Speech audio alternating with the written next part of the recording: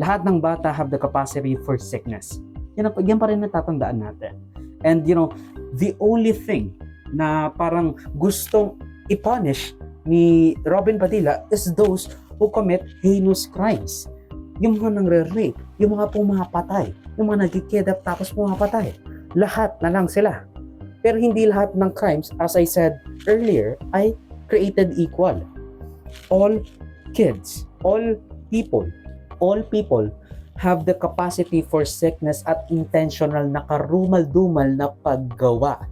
They can claim self-defense and they can claim, kind of vexation. They can claim na, this has been a long time coming and this is just a retaliation from years of abuse and all of that stuff. Na walang support system. Pero they should argue that themselves in court. By putting it so high, at 15 years old and below, they can exploit the system as well by feigning ignorance o pagkunwaring hindi nila alam o pinagsisisihan at nagbago na po kami. Please lang, wag na po kami kulo kasi alam ko na po yung ginawa ko masama. Alam ko na po yung ginawa ko masama kaya wag na po akong Tapos natawa, pagkatalikod ng social worker.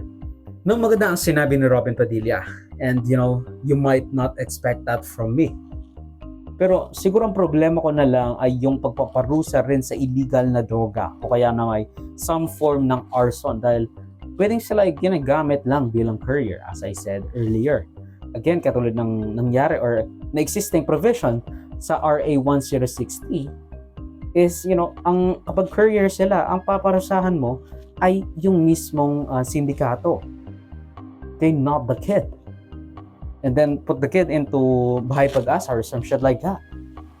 O kaya naman sa arson na sinasabi ni Padilla, pyromaniac o mahilig lang magsilab ng kung ano-anong bagay.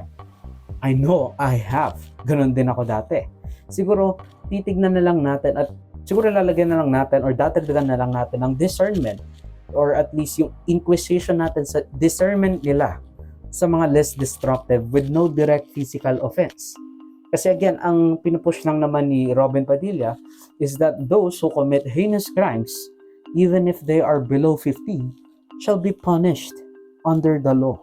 Hindi lang yung magsistaycation sila sa Bahay Pag-asa tapos within a few years after good behavior, makakalaya na.